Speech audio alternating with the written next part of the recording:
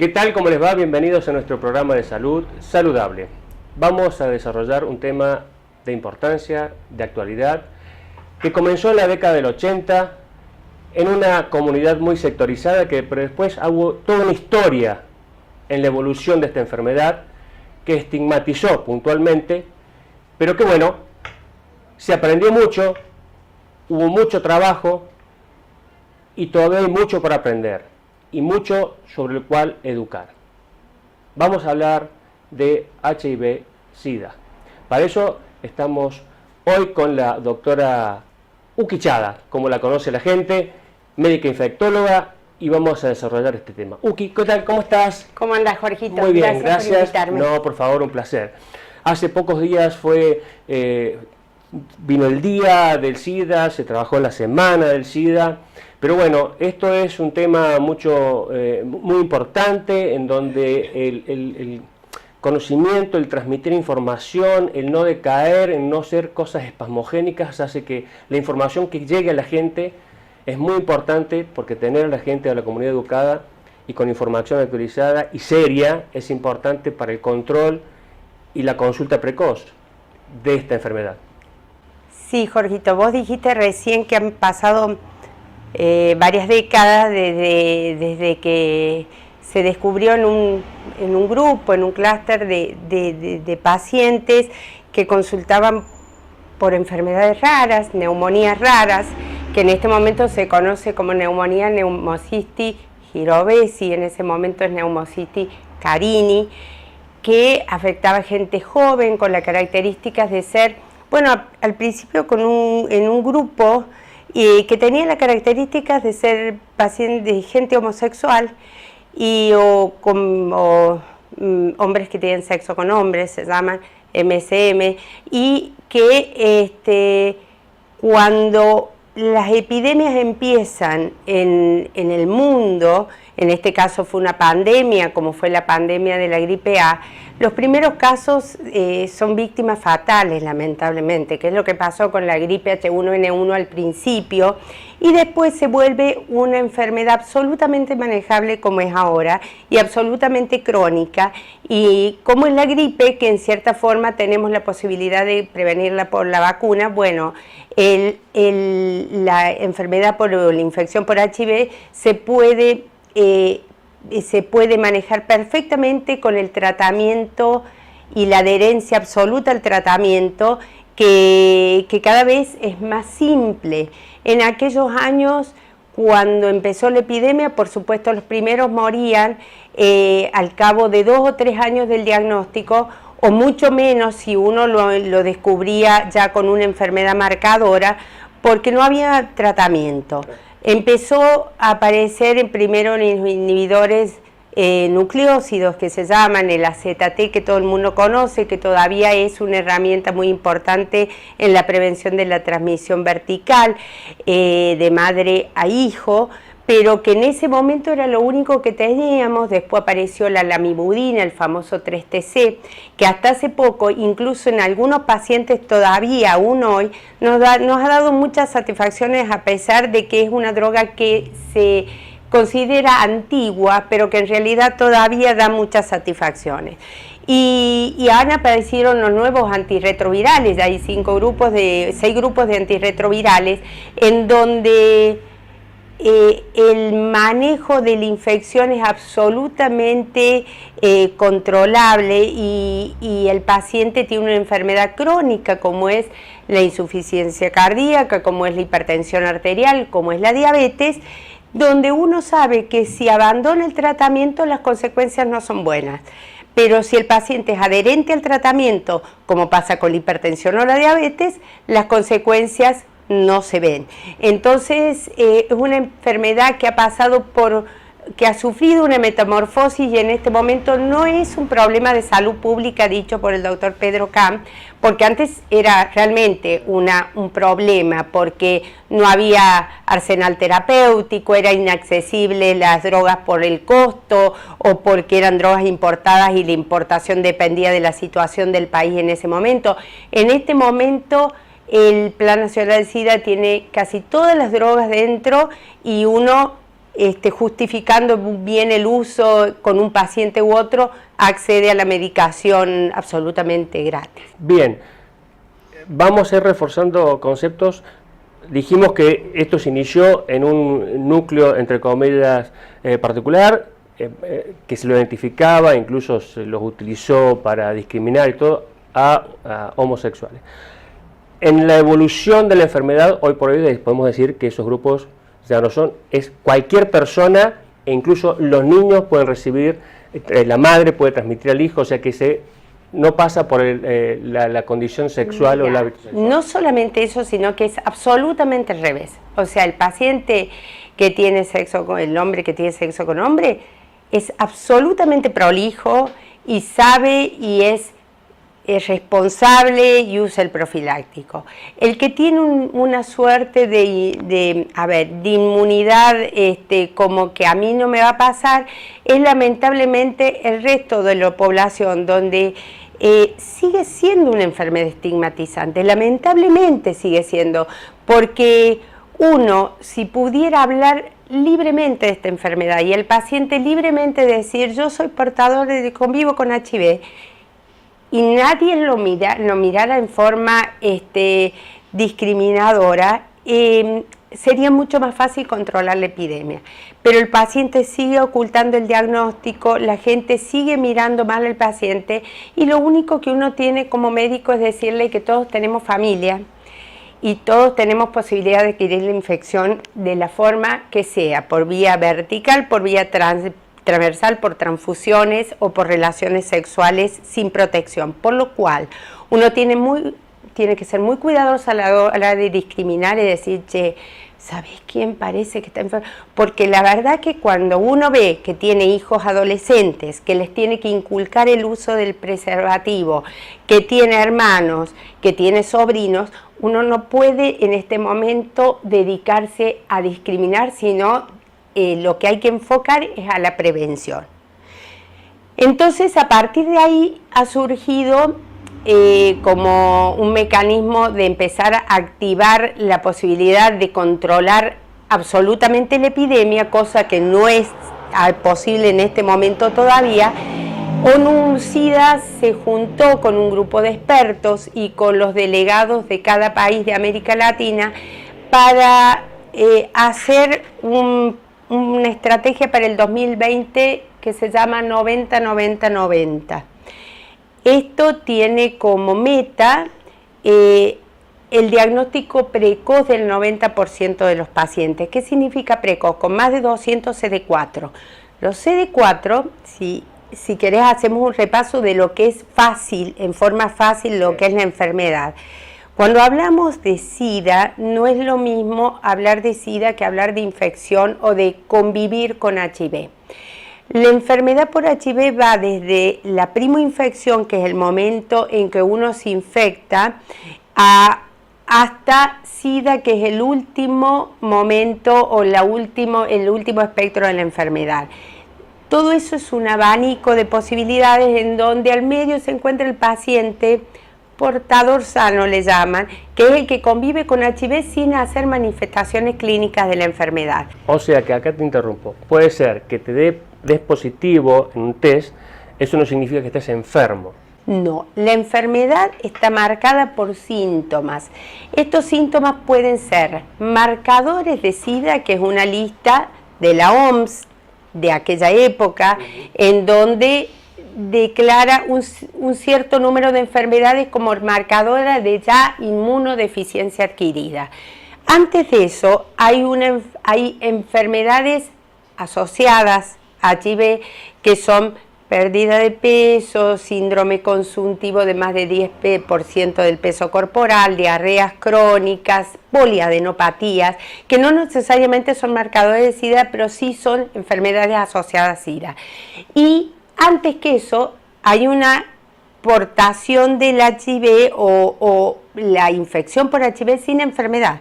Y esto sí que es peligroso porque el paciente se siente muy bien, el paciente está saludable, no está enfermo y sin embargo puede transmitir la enfermedad. Entonces ahí viene el problema, porque si hablamos de cifras en la Argentina tenemos que hablar de que hay 110.000 enfermos o convivientes con HIV, de los cuales solamente hay un 30% que no conocen esta condición. Y esto es gravísimo, porque al no conocer la enfermedad o la infección, transmiten la enfermedad. Entonces, ¿qué pasa? Uno al no sentirse enfermo no busca atención. Y al no buscar atención se llega tarde al diagnóstico, porque el que consulta es el paciente que está enfermo, y lamentablemente está pasando también que el 30% de los infectados consultan en una forma tardía. Hay aproximadamente 5.000 nuevos casos por año, de los cuales 1.400 mueren de SIDA, por lo cual se diagnosticó tarde. Claro. Y hay otra cosa lamentable, y lo dicen en todos los congresos con vergüenza, que hay un 1% de transmisión vertical todavía. Entonces, no tiene que haber más transmisión vertical en la Argentina. Entonces, eso quiere decir que a la embarazada no se la testea, o la embarazada llega tarde al sistema de salud. Llega ya en el momento del parto. Entonces, en ese momento, la única herramienta que tiene es el test rápido. Entonces dice, sí, es positivo, se hace en el momento del parto la profilaxis en ese momento, pero esa embarazada está sin tratamiento previo. Entonces eso es lo que no tiene que seguir pasando. Entonces esta estrategia 90-90-90 se quiere diagnosticar el 90% de los pacientes portadores de HIV. El 90% del diagnóstico debe ser precoz, es decir, mayor de 200 CD4, que son las células de defensa, son las defensas que dice la gente, ¿cómo están mis defensas? O tengo alterada la defensa. Y son esos linfocitos CD4 que el virus destruye. Tienen que ser más de 200. Los pacientes que se diagnostican, el 90% tiene que estar tratado, lo cual no pasa en este momento. Solo el 55% recibe tratamiento, pero no porque no exista, sino porque desconocen que están enfermos. Y el 90% de esos tratados tienen que estar con cargas virales indetectables. Entonces, volvamos a la fisiopatogenia. Es una balanza la enfermedad, en donde en un platillo está la carga viral, que es el número de virus que tenemos en sangre, y en la otra balanza los linfocitos, CD4. Cuando el paciente se infecta, aparece una carga viral altísima y los CD4 empiezan a bajar. Y lo que hace el organismo es formar anticuerpos para que esto empiece a neutralizarse. Cuando llegan a un equilibrio, al cruzar la medicación, en 6 meses tiene que pasar esto. Carga viral indetectable y CD4 empiezan a asumir aproximadamente entre 100 y 150 células por año. El paciente que empezó con CD4 muy bajo cuesta como remontarla, pero pueden llegar a 400, 500. El paciente que empezó con cifras de más de 500 o 500 CD4, que es la indicación de las guías actuales de tratamiento, con menos de 500 CD4 hay que tratar al paciente, las guías nacionales dicen eso, ese paciente con 500 CD4 puede llegar fácilmente a tener CD4 normales entre 800 y 1200, que es el número normal, en 1 o 2 años. O menos. Entonces, es una enfermedad donde tenemos cardiólogos, infectólogos, neumonólogos, oncólogos, ofrecer al paciente el test del VIH. Paciente que viene a la consulta, ¿qué tal? ¿Cómo está? Le vamos a pedir un colesterol, le vamos a pedir un triglicérido y una glucemia. ¿Me permite que le pida serología para HIV? Porque se lo ofrezco a todos los pacientes, porque es la única forma de terminar con la epidemia del SIDA. Entonces, el paciente en general lo permite. Hay muy pocos pacientes que se niegan. Precisamente el que se niega, uno tiene que recitarlo e insistirle, porque el que se niega es porque alguna situación de angustia tendrá o de miedo. Entonces, en general el paciente acepta, y esta es la única forma de descubrir al paciente antes de que haya llegado a un grado de inmunosupresión tal que cueste aumentar los CD4. Muy bien, claro. Entonces hemos hablado de cómo ha evolucionado en este tiempo, en estos años. Tenemos medicación, ya el SIDA es una enfermedad crónica en donde el diagnóstico precoz, la consulta precoz, el asumir la posibilidad de, y la adherencia, como toda enfermedad crónica, es lo más complicado en este tipo de patología. Ahora bien, vamos a hacer una pausa, pero te voy a dejar una pregunta que es muy importante, porque se ha avanzado en un montón de cosas. Lo más sencillo, que tiene una gran eficacia, y que uno cuando lee algunas notas periodísticas que no están firmadas por nadie y que malinforman, la tendencia al uso del profiláctico no es la adecuada. Por eso te quiero preguntar, la importancia del profiláctico en esta enfermedad. Quiero preguntarte sobre las enfermedades de transmisiones sexuales, cómo va, y qué elementos tenemos nosotros para ir pensando que, a pesar de que en líneas generales se tiene claro esto y la importancia del profiláctico, que quiero que me la expliques, está claro que las distintas etapas, o los más jóvenes o los mayores de 55, 60, no lo están utilizando por un montón de cosas que vos ya me vas a explicar luego de unos minutos de pausa. Vamos a la pausa y volvemos.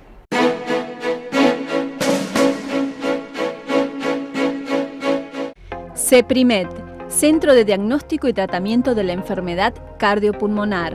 Dr. Jorge Luis Álvarez, especialista en cardiología, ecografía cardíaca y vascular. Doctora Andrea Fabiana Guerrero, especialista en clínica médica y neumonología. CEPRIMED, espirometría, test de marcha, poligrafía, cesación tabáquica, pico flujo, saturometría, PIC-MEX, PIC-MAX, ecodoppler cardíaco y vascular.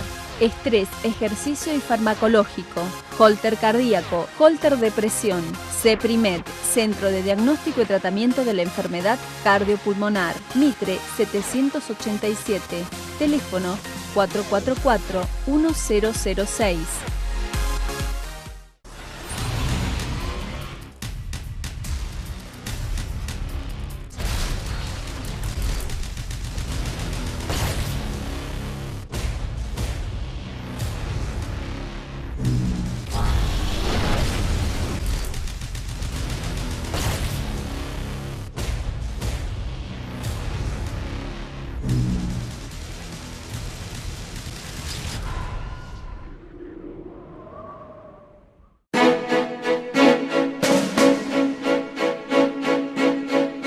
Muy bien, retomamos con el programa. Entonces habíamos quedado con la pregunta de la importancia del profiláctico, qué rol cumple esto, y a su vez, qué otros marcadores, qué otros elementos tenemos para pensar de que esto que es muy importante, que es barato, que es muy efectivo, se está usando poco. Mira, la prevención con el profiláctico es la forma más barata de evitar una enfermedad que tiene costos altísimos y que lamentablemente requiere un tratamiento en este momento de por vida. Y esto le contesto a mis pacientes y a los que no son pacientes cuando me hablan, doctora, leí de una vacuna. Cuando uno entra a la página de vacunas de las páginas de SIDA, encuentra protocolos larguísimos. Que se esté trabajando una cosa. Que se esté trabajando otra y que se puede implementar en el lapso de 10 a 15 años, que es lo que uno pasa del animal al humano para testear, falta muchísimo. De hecho, estas normas, estamos hablando de 90 al 2030, por lo cual todo ese lapso los expertos hablan de que no hay nada curativo. Sí, mantener la enfermedad en forma crónica y te diría casi con posibilidades de mortalidad igual que el que no tiene infección por HIV. Con respecto al profiláctico, esta es la forma más barata y más efectiva de evitar la infección, usado correctamente. Y para esta enfermedad uno tiene que hablar abiertamente sin ser soez o maleducado. Esto, si el profiláctico se usa del momento de la erección en el hombre y no en el momento previo a la eyaculación, sino en el momento de la erección, uno está haciendo buen uso del profiláctico. Entonces, no es que se use el profiláctico para que la chica no quede embarazada, sino que se use el profiláctico para evitar que las secreciones previas a la eyaculación tampoco te transmitan la enfermedad. Cuando un paciente viene a mi consulta con VDRL positiva, es decir, sífilis, que tengo lleno el consultorio de consultas por VDRL positiva, yo tengo que pensar que este paciente no se protegió.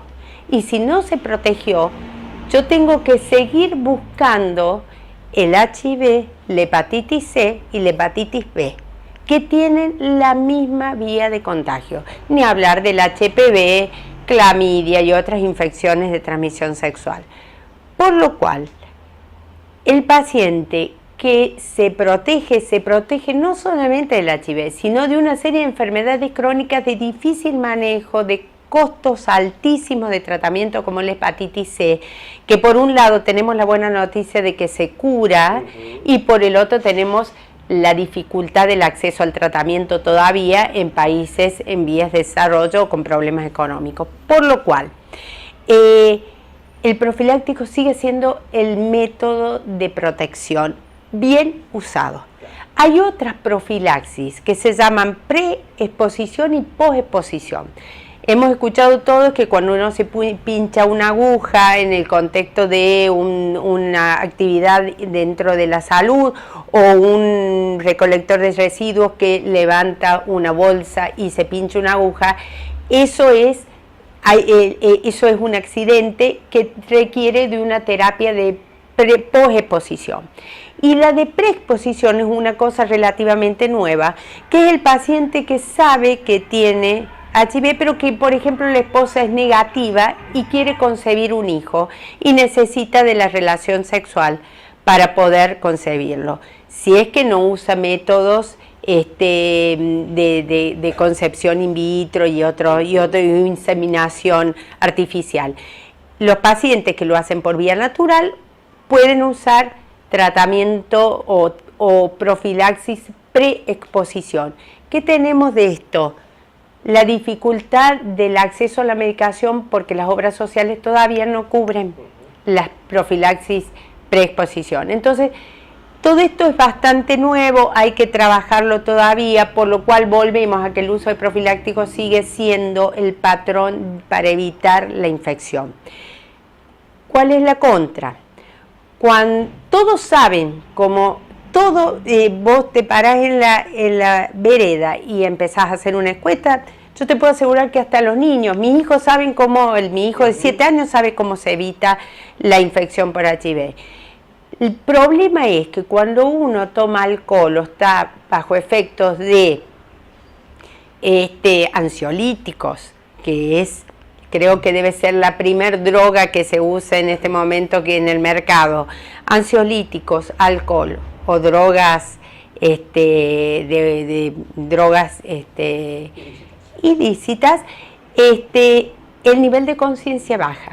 Entonces los signos de alarma ante situaciones accidentales, como puede ser el conocer una chica o un chico que me gusta y tener ya porque la inmediatez es otro tema de nuestro tiempo, es ahora o nunca, no hay cortejo, ya. Entonces, con el ya, la ausencia del profiláctico o el profiláctico en el bolsillo, pero mi conciencia obnubilada por el alcohol, en ese momento no tengo signos de alarma para usar el profiláctico. Y al otro día vienen a la consulta llorando, ojalá fuera el otro día, porque yo todavía tengo tiempo de poner una profilaxis posexposición. Llegan por ahí un mes después y me dicen, doctora, me enteré que la persona con la que tuve, que no usé profiláctico, es una persona que por ahí tiene una vida. Entonces, no es que la gente no sepa, la gente escucha las campañas, sabe cómo protegerse y no puede en el momento, porque hay otros impedimentos y signos de alarma que están obnubilados por el uso de otras drogas. Entonces, eso es un problema gravísimo que no solo está en los adolescentes, sino en las personas grandes. Eso te iba a preguntar, esto de las personas mayores, lo que dicen los abuelos, mayores de 65, 70 años, con esto de los potenciadores sexuales y las drogas para disfunción sexual, que el hombre básicamente en ese aspecto, en la gran mayoría de los casos, tiene resuelto, con lo cual varones en etapas etarias más avanzadas no tienen la cultura del profiláctico, por ahí no tienen la cultura ni la información o a medias, y eso hace que no utilicen el profiláctico y sí tengan relaciones casuales generalmente, y esto es otra etapa, otro grupo etario que se expone y que también va de la mano con el aumento de las enfermedades de transmisión sexual, como voy a decir. Absolutamente, la gente grande está consultando cada vez más por serologías positivas, y no porque tenga 70 años uno va a subestimar o dejar de hacer el test de VIH, porque además es un grupo etario donde el tratamiento es un poco más difícil de implementar por las interacciones medicamentosas, porque si mismo paciente ya tiene diabetes, ya es hipertenso, ya tiene insuficiencia cardíaca, y es muy difícil el tema de las interacciones medicamentosas, sino que uno dice, no, a este paciente, pero como vos decís, el acceso a drogas, donde puede haber disfunción eréctil y ya no, hace que estos pacientes hayan retomado su actividad sexual que por ahí en algún tiempo atrás estaba perdida. Por lo cual, no importa la edad, el diagnóstico de VIH hay que ofrecerlo en cualquier paciente que viene a la consulta, y eso me encantaría que pudiera quedar grabado en los médicos que estén viendo el programa, porque si uno le ofrece el diagnóstico se hace mucho más precoz y la enfermedad o la epidemia se controla mucho más rápido. Y aprovecho para decirte que una de las cosas por las que uno quiere tratar a un paciente es con fines individuales para que la calidad de ese paciente mejore, pero con fines comunitarios para que no transmita la enfermedad, porque la posibilidad de transmisión con un paciente con cargas indetectables disminuye hasta en un 96% de posibilidades. El paciente que no tiene criterios de indicación de tratamiento, pero que es, por así decirlo, un díscolo que anda infectando y que no se protege, bueno, ese paciente tiene indicaciones de tratamiento. ¿Para qué? Para bajarle la carga viral y evitar que transmita la enfermedad. Esto no quiere decir que el paciente que tiene cargas indetectables pueda no usar profiláctico. Y esto se los aclaro a mis pacientes, porque el paciente que logró negativizar la carga y está dentro del grupo de élite que logró negativizar la carga, que no pasa, hay muchos fracasos terapéuticos incluso en Estados Unidos, que tienen acceso mucho más amplio a medicación y no hay problemas. El paciente, la adherencia no es el 100% y los pacientes tienen cargas virales detectables. El que logra una carga viral detectable, que ya es un grupo como de élite, ese grupo se puede, al no protegerse, adquirir una infección por un virus resistente a lo que él está tomando. Y de pronto me empiezan a aparecer cargas virales. Y yo digo, ¿qué está pasando? No, este paciente no se protegió porque se creyó que él no transmitía la enfermedad, pero se infectó con un virus de otro paciente que tiene cuasi especie resistente. Y ahora te explico cómo es el tema, porque cuando uno se infecta por gripe, H1N1 o H2N3, uno los pone en cohorte en una habitación y sabe que el virus que tiene este lo tiene el otro, y es el mismo. El virus de VIH, por eso es muy difícil encontrar una vacuna, que no con el de la gripe, tiene cuasi especies, va mutando y vos le pones la presión antiviral del antirretroviral y ese virus intenta hacerse resistente a eso que le estás poniendo. Y si el paciente toma un día, otro no, y aparecen cuasi especies. Y esas cuasi especies van multiplicándose y van haciéndose resistentes a las drogas con las que el paciente está. Si ese paciente tiene relaciones sexuales sin profiláctico, por más que los dos sean HIV positivo, con otro que tenía carga viral absolutamente indetectable, le puede pasar este virus que en un año o dos empieza a mostrar esta cosa de resistencia y empieza a fallar el tratamiento del otro. Por eso la profilaxis, el uso del profiláctico tiene que ser universal a pesar de que estés negativo y a pesar de que vos no contagies. Yo siempre se lo transmito a mi paciente porque queda esa cosa de falsa información. Perfecto. Por si o por no, antes de la pausa, recién hablábamos de insistir en pedir en una consulta de cualquier especialidad un control de VIH, tanto a hombre como mujer. Absolutamente. Perfecto. Vamos a la pausa y vamos a la última parte del programa.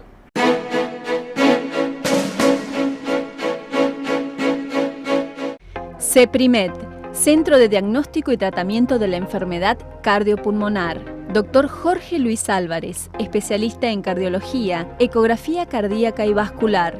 Doctora Andrea Fabiana Guerrero, especialista en clínica médica y neumonología. CEPRIMED, espirometría, test de marcha, poligrafía, cesación tabáquica, pico flujo, saturometría, PIC-MEX, PIC-MAX, ecodoppler cardíaco y vascular. Estrés, ejercicio y farmacológico, holter cardíaco, holter de presión. CEPRIMED, Centro de Diagnóstico y Tratamiento de la Enfermedad Cardiopulmonar. Mitre 787, teléfono 444-1006.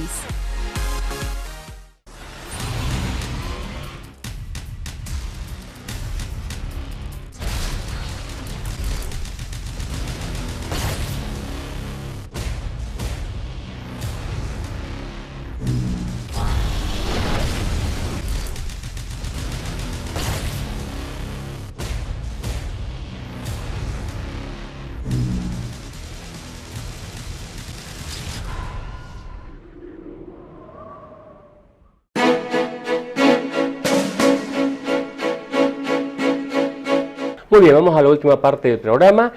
Quiero hacerte una pregunta, porque la gente está muy identificada con el tema este del test rápido. Entonces, el test rápido es para una cuestión puntual y a partir de ahí delinear o delimitar quién sigue con un estudio más profundo o el otro más adelante, o con eso es suficiente. Mira, el test rápido se usa mucho para situaciones de urgencia, como es el paciente que viene a dar a luz inmediatamente en trabajo de parto. Y en ese caso es para el uso de profilaxis inmediata dentro del parto. El test rápido sirve para tener como vos decís, un diagnóstico rápido y reconfirmarlo con un ELISA, y cuando el ELISA es positivo, reconfirmarlo con un Western blot. Pero el paciente que quiere rápidamente saber si la relación del día anterior tuvo como consecuencia la infección por HIV, ya es mucho más complicado, porque el diagnóstico se hace con cargas virales después de 72 horas de pasado el primer momento de la infección.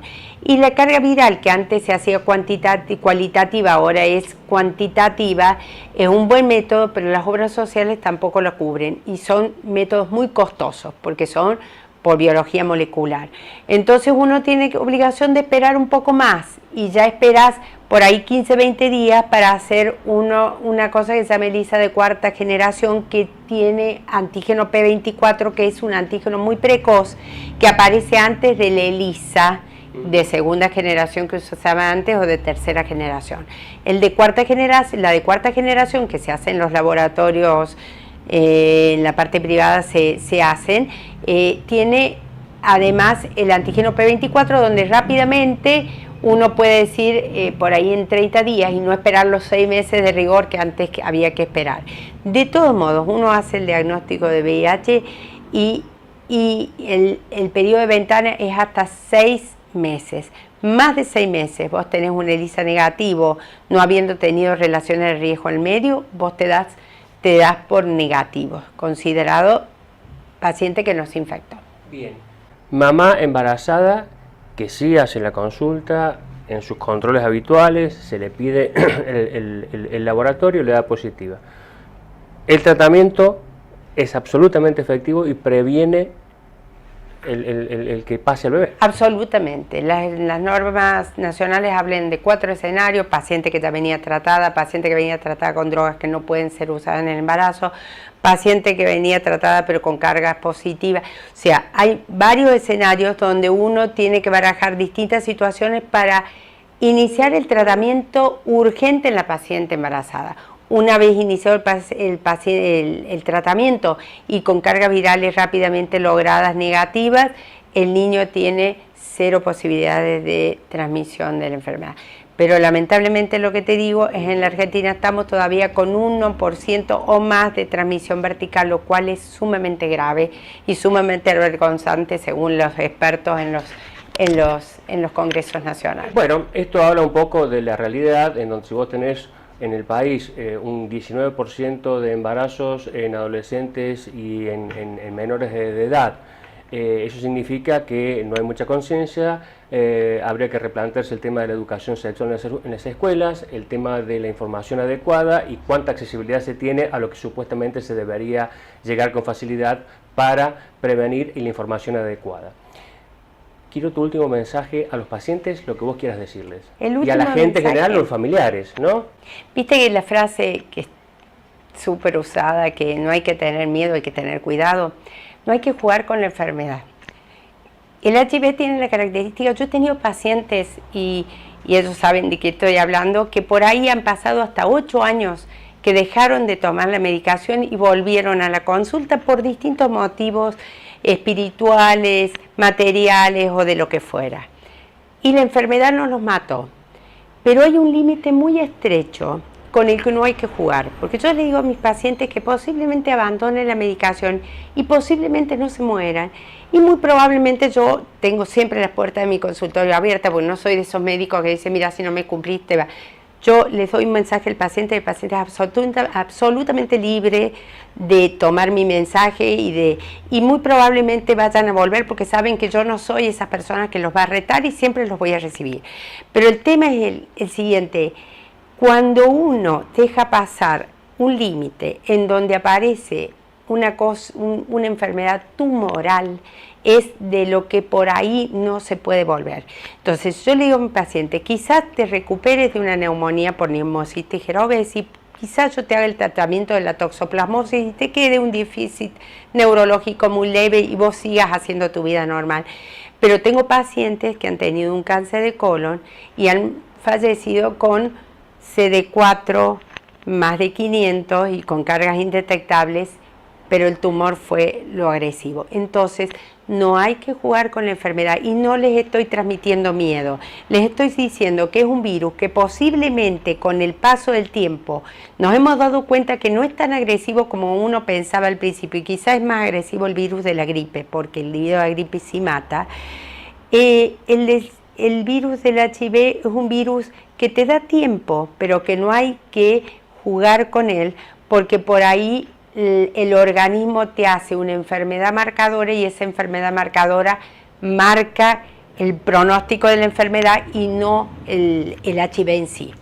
Entonces hay que ser muy consciente y hay que ser muy adherente y uno entiende que es una enfermedad crónica y como todas las enfermedades crónicas cuesta mantener el tratamiento, pero para eso hay tratamientos de psicoterapia, el médico que te recibe a la hora que sea o que te da una vía de contacto para contenerte y para escucharte las preguntas.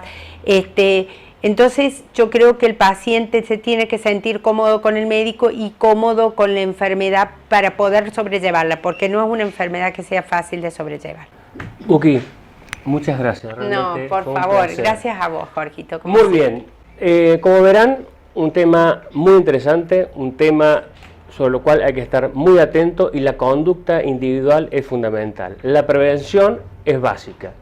Por suerte se ha progresado favorablemente, se dispone de medicación, la ley está, la medicación está disponible, los test para los diagnósticos están disponibles, está todo a la mano para tener un control adecuado, temprano y un tratamiento que va a permitir hacer una vida absolutamente normal con los controles y los cuidados que se necesitan. Esto es prevención, esto es educación. Todos los niveles de la salud pública deben funcionar a la perfección. No se puede permitir que un porcentaje, que sea de un 1%, de mujeres no lleguen a la consulta en sus embarazos porque se transmite y eso ya no es imperdonable. Significa que hay parte de la gente que no tiene acceso a eso, con lo cual habrá que ajustar eso porque el tema del control en la embarazada, tratada a tiempo y controlada a tiempo, evita que su bebé padezca la enfermedad. Abarca todas las etapas etarias, abarca los sexos, cualquiera sea. La prevención, el uso del profiláctico es fundamental, barato, utilizado adecuadamente. Acá la educación sexual es básica y fundamental. No hay que esperar a la semana del SIDA para trabajar solamente en eso. Los estados tienen que trabajar permanentemente en la información en la accesibilidad en todos los ámbitos, públicos y privados, para que la gente obtenga información seria, adecuada y correcta. Esa es la forma. Esa es la forma de trabajar con las enfermedades crónicas. La educación del paciente, la información adecuada, la accesibilidad, en este caso, a los test, a la medicación, y en este caso están todos disponibles e incluso la ley los protege en ese aspecto. Parte de la responsabilidad individual y para con la comunidad de que cada uno de nosotros es muy importante también. Con lo cual, si bien esta enfermedad fue un cuco en un momento, hoy tiene cura, se puede manejar, se puede hacer una vida absolutamente normal. Y como decía la doctora, con esto no hay que jugar, sino simplemente hay que prestarle la atención debida y consultar como corresponde tempranamente. Espero que les haya gustado el programa. Nos vemos en 7 días ya para nuestro último programa.